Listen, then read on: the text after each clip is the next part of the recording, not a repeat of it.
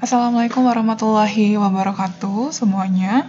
Kita kembali lagi ke video pembelajaran untuk praktikum statistika 2 di sesi kedua.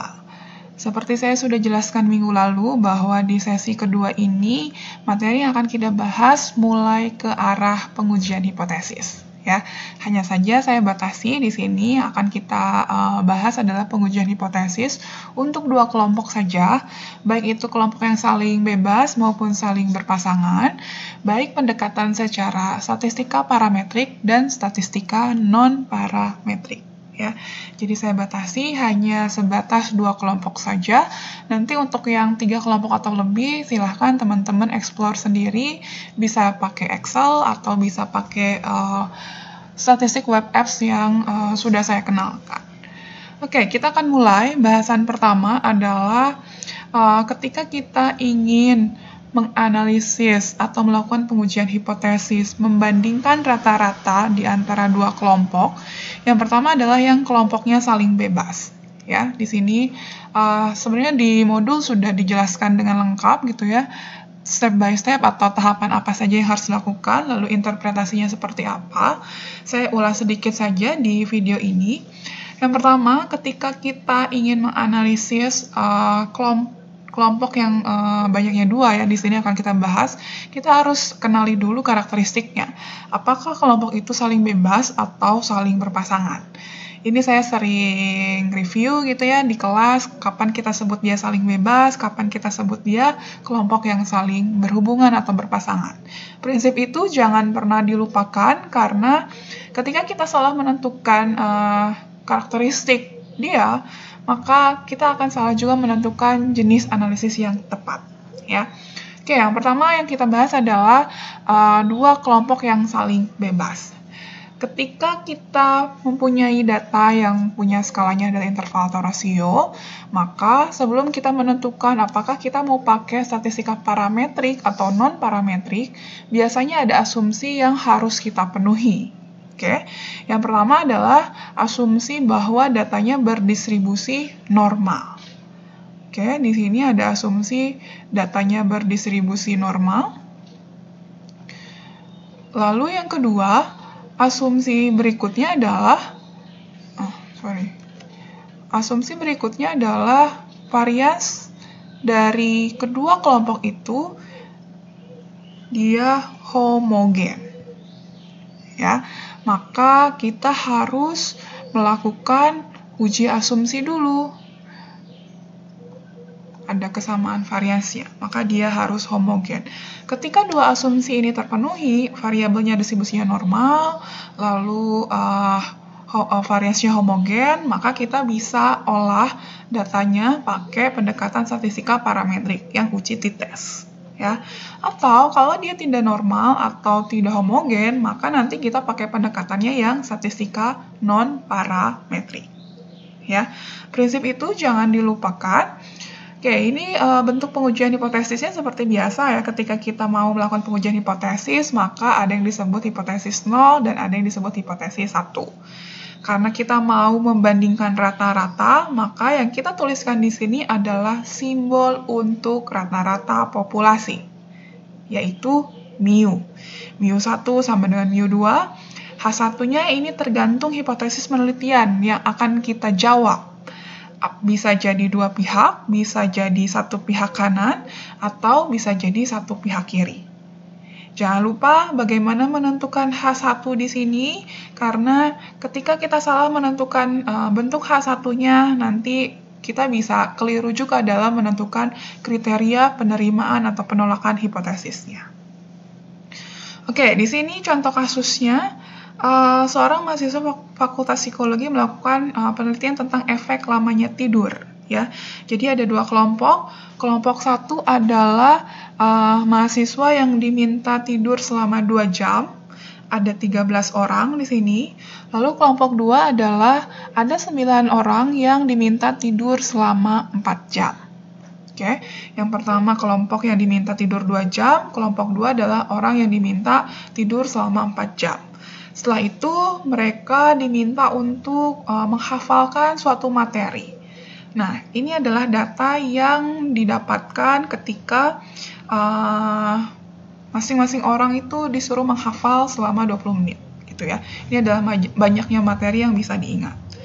Kenapa kelompok 1 dan kelompok 2 ini kita klasifikasikan dia sebagai kelompok yang saling bebas? Yang pertama adalah kita bisa identifikasi, tidak ada keterkaitan antara kelompok 1 dan kelompok 2. Orang yang tidur di kelompok 1 itu berbeda dengan orang yang diminta tidur di kelompok 2. Jadi tidak ada ketergantungan respon antara kelompok 1 dan kelompok 2. Oke, itu ciri karakteristik yang pertama pada saat kita bilang dia saling bebas.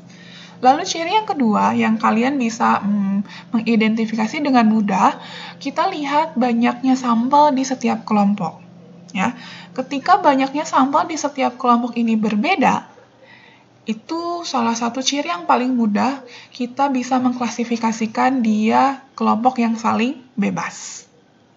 Oke, tadi kelompok 1 ini ada 13, lalu kelompok 2 ini ada 9 orang. Jumlahnya beda ya, jumlah atau ukuran sampelnya berbeda. Itu indikasi yang paling mudah kita bisa tentukan bahwa oh dia pasti yang saling bebas. Walaupun bisa juga ya jumlah kelompoknya sama. Jadi kalau jumlah kelompoknya sama, dia bisa dua, bisa saling bebas, bisa saling berpasangan. Tapi ketika jumlah kelompoknya beda, maka kita bisa mengidentifikasi dia saling bebas. Oke, kita akan mulai olah data ini. Jadi yang ingin ditanyakan adalah apakah daya ingat di kelompok itu sama atau beda? Oke, ini ya. Ini menjadi hipotesis penelitian kita. Apakah daya ingat di antara dua kelompok itu, di mana tadi kelompoknya adalah saling bebas, itu sama atau tidak? Sama atau tidak itu mengindikasikan ke bentuk hipotesis satunya. Oke, hipotesis satunya nanti akan menjadi tidak sama dengan. Ya, semuanya sudah ada di modul, jadi tinggal dibaca saja. Saya hanya review sedikit. Oke, sebelum kita menentukan kita mau pakai uji yang mana, tadi saya bilang bahwa kita harus uji asumsi dulu untuk bisa pakai pendekatan parametrik atau pakai pendekatan non-parametrik. Oke, saya akan, ini datanya, saya kopikan dulu ke file baru supaya nanti mudah. Oke, untuk pengujian asumsi di Excel itu nggak ada. Ya, jadi makanya kenapa saya mengenalkan beberapa cara gitu, karena tidak ada yang satu di Excel atau di statistik web apps itu saling melengkapi gitu, nggak ada di yang satu tempat itu semuanya ada gitu, nggak ya. Jadi semuanya saling melengkapi, ada yang di Excel ada tapi di web apps-nya nggak ada, dan atau kebalikannya. Nah, sama seperti ini, ketika kita mau menguji asumsi, kita nggak bisa melakukan itu di Excel. Tapi kita bisa lakukan itu di website ini, ya, di Social Science Statistics. Oke, untuk menguji tadi asumsinya adalah normal dan variansinya homogen. Kita akan cek dulu yang pertama, apakah datanya berdistribusi normal atau tidak. Kalian bisa pilih di Social Science Statistics. Ini kita pilih yang Kolmogorov-Smirnov Test of Normality. Ya, ini untuk menguji apakah datanya berdistribusi normal atau tidak. Oke, saya mau di New Tab saja. Nah, ketika kita buka, maka ini kita harus tesnya masing-masing kelompok ya. Kelompok 1 kita tes, kelompok 2 kita tes. Caranya simpel, tinggal kita kopikan saja sebenarnya. Oke, ini untuk kelompok 1. Copy datanya ke your data, lalu kita tinggal calculate. Oke, ini sudah hasil distribution summary-nya. Ini hasil deskriptifnya, lalu pengujian hipotesisnya ada di sini. Ya, ini yang kita sebut sebagai statistik ujinya. Kalau waktu itu kita sudah belajar uji Kolmogorov-Smirnov ya, di saat kuliah biasa, maka ini yang kita sebut statistik uji. Lalu p-value-nya dia sudah ngasih di sini. P-value-nya 0,953. Masih ingat pada saat kita mau menguji normalitas data, H0-nya apa? H0-nya adalah data berdistribusi normal, H1-nya data tidak berdistribusi normal. Lalu kalau tadi di sini kita pakai alfanya 5% ya. Ketika kita pakai kriteria p-value, berarti tolak H0 ketika p-value kurang dari nilai alfa. Sekarang punya kita alfanya 0,95. Berarti lebih besar atau lebih kecil? Oh, 0,95 berarti itu lebih besar dibanding dengan nilai alfa. Berarti kesimpulannya H0 diterima. Kalau H0 diterima, berarti data untuk di kelompok 1 sudah mengikuti distribusi normal. Ya.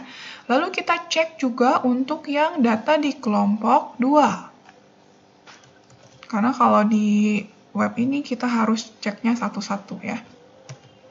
Tinggal hapus saja, lalu kita tinggal calculate lagi. Sekarang p-value-nya 0,93. Oh, berarti yang kelompok 2 juga sama-sama distribusi normal. Berarti asumsi pertama kita terpenuhi ya, bahwa keduanya mengikuti distribusi normal. Lalu, asumsi yang kedua tadi kita cek dulu variansnya homogen atau tidak. Oke, varians di antara dua kelompok ini homogen atau tidak. Kalian masuk lagi ke sini, ke kalkulatornya ya. Lalu nanti kita pilih yang ini, Levene Test of Homogeneity of Variance Calculator. Oke. Lalu tinggal kita kopikan saja, ini buat kelompok 1, ini buat kelompok 2. Tapi kopinya harus masing-masing ya. Ini kelompok 1. Lalu ini untuk kelompok 2. Tinggal kita calculate saja. Nah, ketika kita uji homogenitas varians, di modul sudah dituliskan bentuk H0-nya. Oke, ini untuk uji homogenitas variansnya, H0-nya sigma kuadrat 1 sama dengan sigma kuadrat 2, H1-nya sigma kuadrat 1 tidak sama dengan sigma kuadrat 2. Ya. Lalu kita tinggal cek, oke ini manualnya sebenarnya, kita tinggal cek, oke ini ada summary-nya, lalu p-value-nya, nah, didapat bahwa nilai F hitungnya adalah 2,95, Oke, lalu nilai nilai p-value-nya di sini 0,101. Yang artinya bahwa p-value lebih besar dibanding dengan nilai alfa. Berarti varians di antara dua kelompok itu homogen. Oke, atau di sini sebenarnya udah ngasih kesimpulan ya. The requirement of homogeneity is met. Berarti memang dia varians di antara dua kelompoknya sudah homogen. Begitupun untuk yang tadi ya, yang di sini ya, yang di normality dia juga udah kasih kesimpulannya, which is normally distributive. Berarti memang datanya normal. Oke, berarti dua asumsi ini sudah terpenuhi ya untuk kita mengecek apakah kita harus pakai statistika parametrik atau yang non-parametrik. Berarti karena datanya sudah normal, lalu variasinya sudah homogen, kita boleh pakai pendekatan parametrik. Berarti uji parametrik ketika kita mau membandingkan rata-rata di antara dua kelompok yang saling bebas adalah kita pakai uji T atau t-test. Ya, baru t-testnya adalah yang H0-nya ini, mu1 sama dengan mu2, H1-nya adalah mu1 tidak sama dengan mu2, karena tadi yang diminta adalah ini ya, apakah daya ingat di antara dua kelompok tersebut sama atau tidak. Kalau misalkan yang diminta adalah apakah daya ingat di kelompok 1 lebih besar dibanding dengan kelompok 2, maka nanti H1-nya adalah lebih besar. Atau, apakah kelompok 1 lebih kecil dibanding kelompok 2? Maka nanti H1-nya adalah lebih kecil. Walaupun nanti sebenarnya balik lagi ya, ini sering saya ungkapkan juga di kelas, ketika kita berhadapan dengan yang dua kelompok seperti ini, jangan lupa kita identifikasi dulu mana yang menjadi kelompok 1, mana yang menjadi kelompok 2. Oke, di kasus ini saya akan misalkan bahwa kelompok satunya adalah ya kelompok 1, kelompok 2-nya adalah kelompok 2 ya. Jadi tidak saya balik urutannya. Oke, untuk uji parametrik t-test di sini kita bisa pilih yang ini. T-test calculator for two independent means karena kita punya dua kelompok independen. Ya, kita tinggal klik, lalu sama seperti tadi. Nah, di sini juga kalian bisa baca ya informasinya bahwa kita bisa pakai t-test calculator for two independent means itu ada requirement-nya apa? Yang pertama adalah sampelnya independen, lalu data should be normally distributed, berarti harus distribusinya normal. Lalu yang kedua, the two sample should have the same variance. Variansnya homogen, seperti yang tadi saya sudah jelaskan. Ya, ini untuk t-testnya, statistik ujinya, lalu kita tinggal take me to the calculator. Oke, tinggal kita kopikan, ini untuk data pertama, kelompok 1, lalu ini untuk data kelompok 2. Jadi, segampang itu sebenarnya ya, ketika kita mau menganalisis data. Tinggal kita kopikan, ini untuk kelompok 1, lalu ini untuk kelompok. Oke, ini kelompok 2. Nah, di sini kita bisa pilih significance levelnya mau berapa. Yang kita tentukan alfanya berapa? 1%, 5%, 10%. Nah, kita pilih yang 5% ya. Tadi karena kita pilih 5%.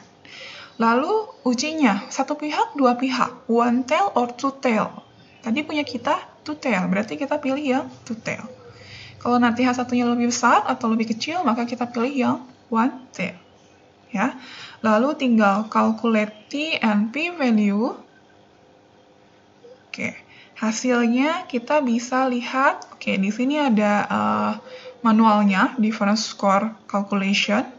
Lalu, oke, di sini ada nilai T hitung.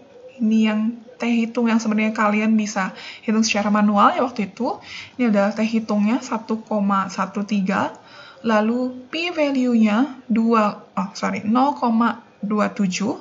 Berarti ketika kita pakai aturan P value 0,27, dia hasilnya lebih besar dibanding dengan alfa. Berarti kesimpulannya adalah ketika P value lebih besar dibanding alfa, berarti H0 diterima. Oke, ketika H0 diterima, berarti baca yang kita tuliskan di H0. Ketika H0-nya diterima, maka baca yang kita tuliskan di H0. Berarti tidak ada perbedaan rata-rata daya ingat di antara kelompok 1 dan kelompok 2. Oke, ini ketika kita pakai social science statistik. Ya. Lalu yang berikutnya, saya mau kasih lihat ketika kita memakai Excel. Tadi saya bilang kalau di Excel kita nggak bisa uji asumsi ya. Di sini tidak ada pengujian distribusi normal sama variansnya. Coba kita cek. Tinggal kita masuk ke data, lalu kita pilih data analisis.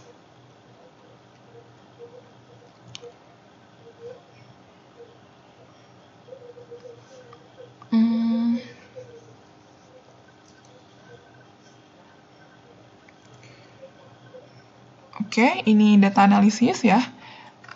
Kalau kita perhatikan di sini nggak ada untuk uji tadi normalitas sama uji homogenitas varians ya.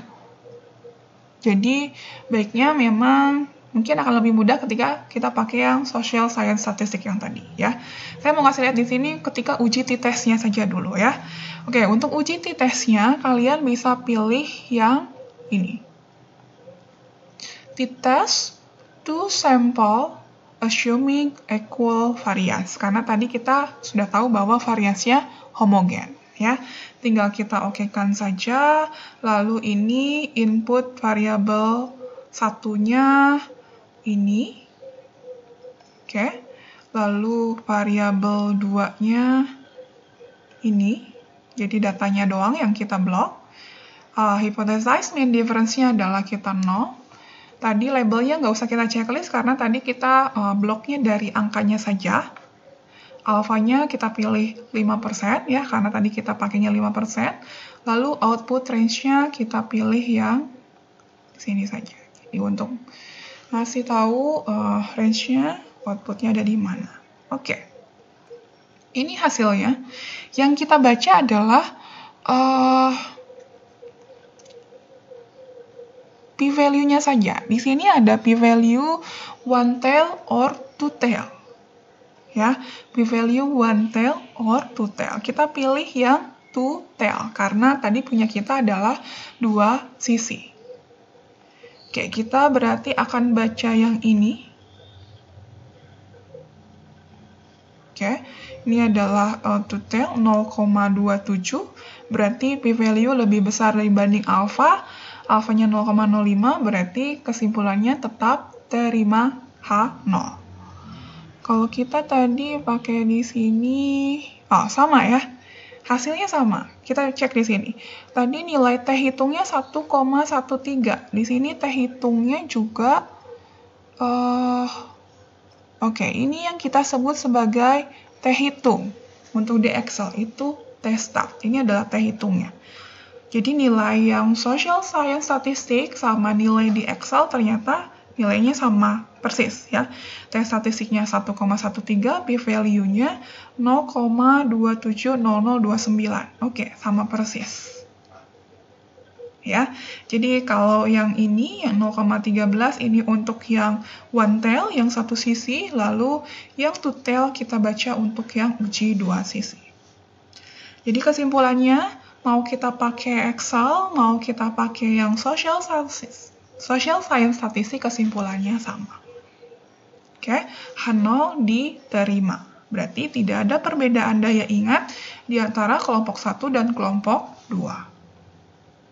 Ya, ini kalau kita pakai pendekatannya yang parametrik. Saya akan kasih contoh, misalkan tadi asumsinya tidak terpenuhi. Asumsi yang normalitas datanya tidak terpenuhi, terus variasinya tidak sama, ya. Maka tadi solusi yang berikutnya adalah kita bisa pilih yang non-parametric test. Kalau di modul sebenarnya sudah ada juga penjelasannya. Kayak ini kalau kita pakai social science, lalu ketika kita pakai lung test, nanti dikasih tahu juga ketika kita pakai lung test seperti apa. Saya nggak kasih video di lung test ya, jadi kalian bisa baca saja. Di modulnya sudah ada semua, ini kalau kita pakai lung test. Jadi tahapannya, lalu outputnya nanti keluarnya apa, sudah dijelaskan di lung test, lalu kalau SPSS juga sudah saya jelaskan. Ya, jadi modulnya sudah sangat lengkap sebenarnya, tinggal kalian mau baca atau enggak ya, itu aja. Oke, saya mau ngasih lihat yang ketika non-parametriknya. Oke, ini. Tadi asumsinya dipakai kalau misalkan salah satu asumsinya tidak terpenuhi ketika kita mau pakai yang parametrik, maka kita bisa pakai yang non-parametrik. Non-parametrik kita bisa pakai uji Mann-Whitney. Ya, kalian juga sudah kenal uji Mann-Whitney di kuliah ya, ada. Nah, uji Mann-Whitney ada di sini. Mann-Whitney U test kalkulator. Kalau uji non-parametrik di Excel nggak ada ya, jadi kita bisa pakai yang website ini saja atau di lung test. Oke, ini penjelasannya, nanti kalian bisa baca sendiri, bisa eksplorasi, bahwa kita langsung aja ke Mann-Whitney U kalkulator. Oke, tinggal sama seperti tadi, kopikan saja datanya. Ini tinggal di-copy saja datanya.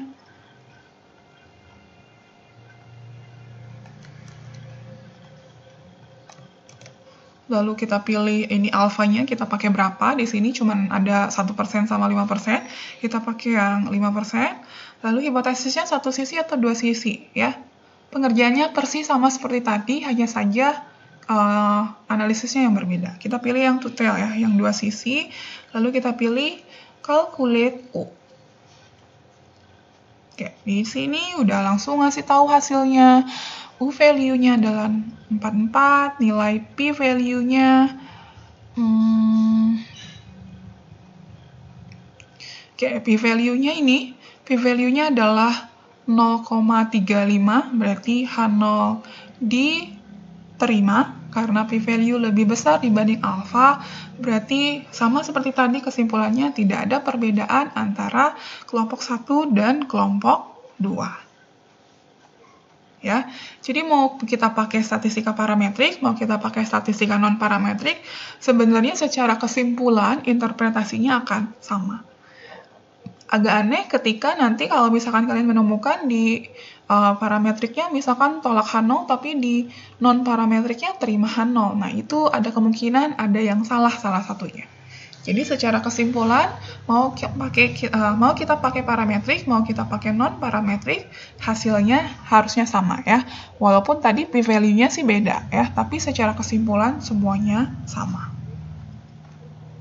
Oke, ini yang kita bahas pada saat kita mau melakukan uji perbandingan rata-rata di antara dua kelompok yang saling bebas. Baik itu pakai pendekatan parametrik maupun kita pakai pendekatan yang non-parametrik. Oke, di sini di modul sudah ada. Nanti untuk pakai yang lang testnya, kalian bisa eksplorasi secara mandiri saja. Karena gampang juga ketika kita pakai lang test, nanti tinggal pilih comparing to independent sample untuk yang parametrik, lalu kalau yang non-parametrik nanti tinggal pilih, di sini, uji Mann-Whitney.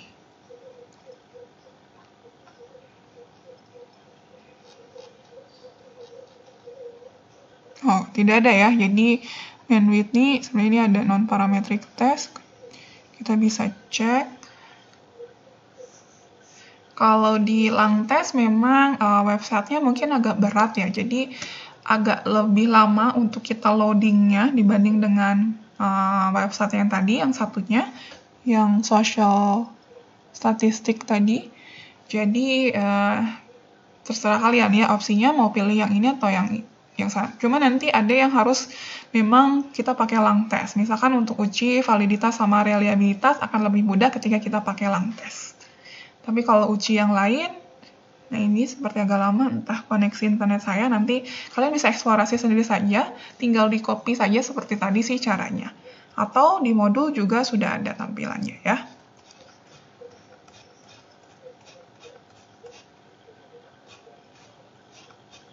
Oke, ini yang untuk dua sampel saling bebas. Sekarang, nah ini untuk yang di lang test ya, ada di non-parametric test, nanti kalian tinggal ikuti saja step by step yang sudah dituliskan di modulnya kalau pakai lang test seperti apa. Nah sekarang saya mau langsung ke yang kelompok saling berpasangan. Ya, ini ada, atau kita sebutnya pair sample t-test. Kapan kita sebut sampel itu saling berpasangan? Berarti kebalikan yang tadi ya, kontradiktif dengan yang tadi. Di sini ada 5 kondisi pada saat kita sebut dia sampel berpasangan. Kalian bisa baca di modul, 5 kondisi itu apa aja. Saya akan langsung ke contoh supaya mudah. Oke, di sini seorang psikolog klinis mengamati pengaruh psikoterapi terhadap 10 orang pasien depresi.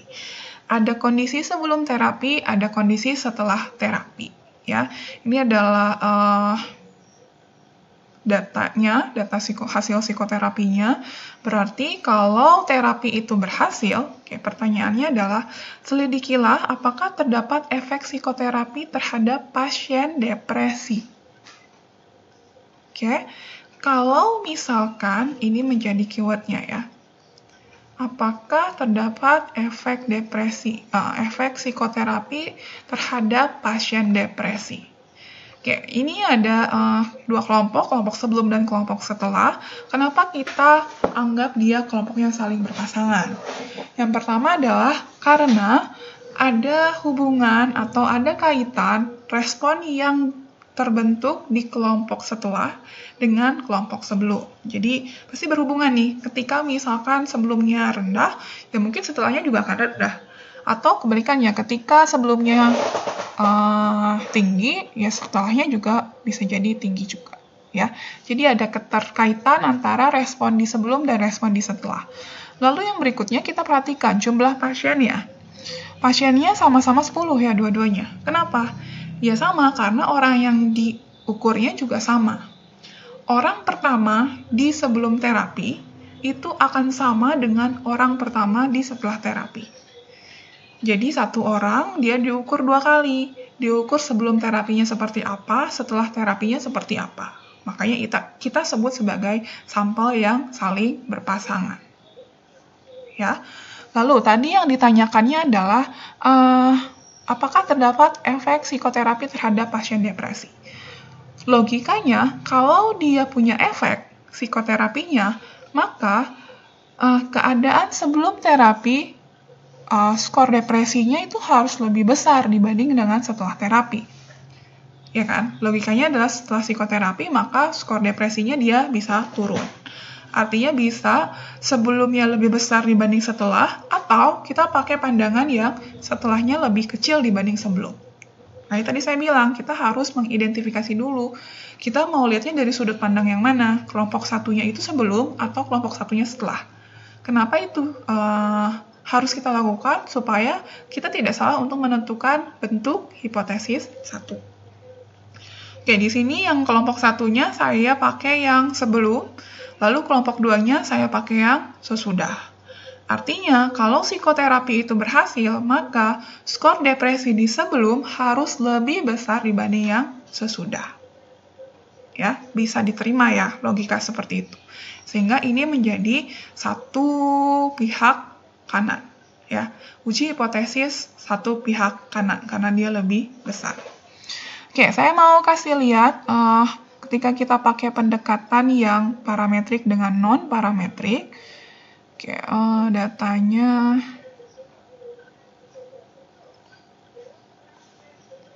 Oke, ini datanya. Saya kopikan ke file baru yang tadi.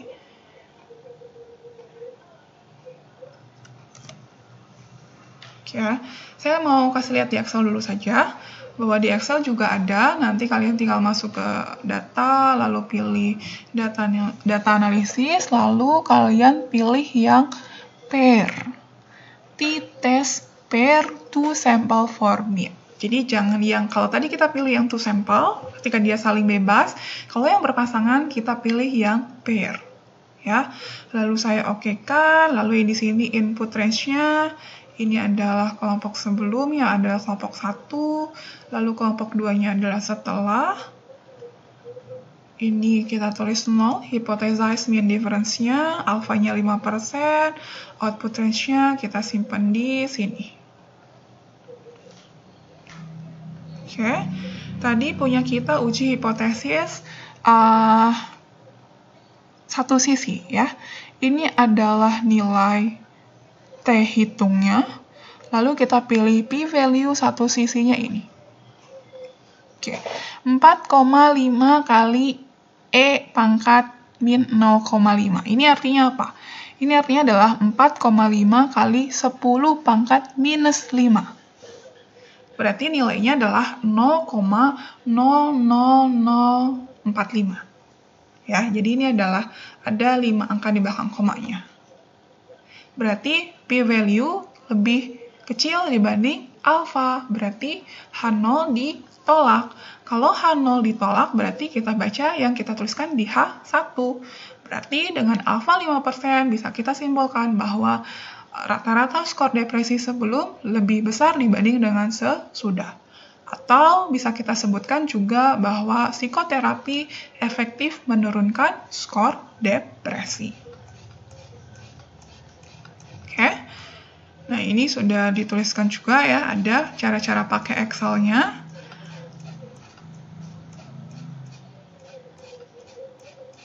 Tinggal dibaca saja.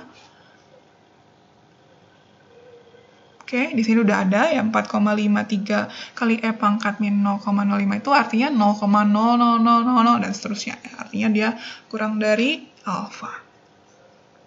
Oke, ini kalau kita pakai Excel. Lalu kalau kita pakai yang social science. Oke, kita pilih yang social science. Kita pilih yang ini. T-test calculator for two independent means. Ya. Nah, di sini datanya juga sama ya. Data is normally distributed, scale of measurement-nya harus interval ratio. Lalu, two set of score are pair or match in some way. Berarti ya, dia harus berpasangan. Ya, uji normalitasnya sama seperti tadi ya. Lalu kita pilih take me to the calculator. Lalu tinggal kita kopikan datanya. Treatment 1 itu adalah yang sebelum.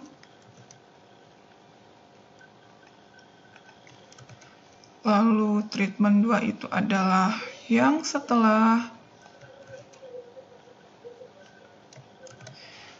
Oops, ini harusnya tidak saya ikutkan.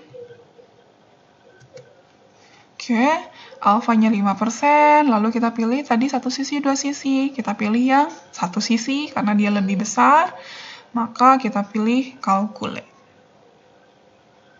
Oke, ini hasilnya. Kita bisa perhatikan sama seperti tadi, p-value-nya 0,00005, berarti p-value kurang dari alfa, H0 ditolak. Berarti kita tinggal baca H1. Ya, ini kalau kita pakai pendekatan parametrik. Oke, kalau kita yang non-parametriknya, ya, ini kalau pakai Langtest silakan ada di modul. Kalau kita pakai yang non-parametriknya,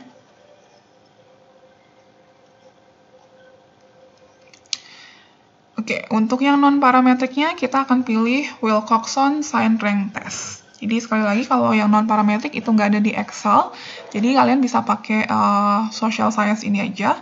Kita pilih yang Wilcoxon. Ini ya, Wilcoxon Sign Rank Test. Lalu pilih take me to the calculator. Tinggal kopikan lagi datanya.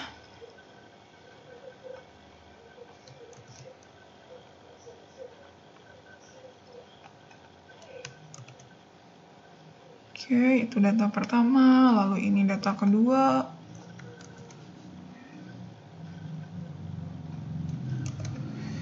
Alfanya 5%, hipotesisnya one tail. Tinggal calculate. Bentuk H1-nya sama ya. Di sini p-value-nya kita bisa perhatikan. P-value-nya, oke.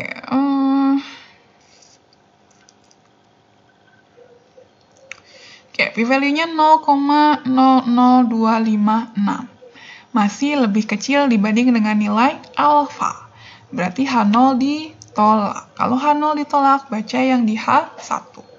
Berarti mau kita pakai pendekatan parametrik, mau kita pakai pendekatan non-parametrik, kesimpulannya tetap sama ya, bahwa ternyata psikoterapi berhasil menurunkan kadar depresi di pasien yang kita teliti. Oke, lalu ini juga kalau Langtest, silakan kalian coba sendiri kalau di Langtest. Nah, SPSS juga dan seterusnya. Jadi, Jadi saya sudah jelaskan bagaimana pakai Excel, bagaimana pakai social science, dan saya kasih lihat juga di modul sudah dijelaskan pakai Langtest. Tinggal kalian bisa menganalisis sendiri, kapan sih saya pakai pendekatan parametrik, kapan saya pakai pendekatan non-parametrik, lalu apakah datanya ini apakah datanya ini saling bebas, kelompoknya, atau kelompok yang berpasangan. Karena keduanya punya tipikal analisis yang berbeda. Oke, untuk latihan silahkan kerjakan tugas 3 yang ada di modulnya, dan saya harapkan semuanya bisa menganalisis secara mandiri. Jika ada kesulitan, menemui kesulitan, error, atau kalian bingung, silakan tanya ke asisten pendamping kelompoknya masing-masing. Oke, saya akhiri video pembelajaran untuk praktikum di sesi kedua ini. Semoga tahapannya mudah difahami oleh semuanya dan sekali lagi bisa dipraktekkan secara mandiri. Ya, saya tutup video pembelajaran kali ini. Assalamualaikum warahmatullahi wabarakatuh.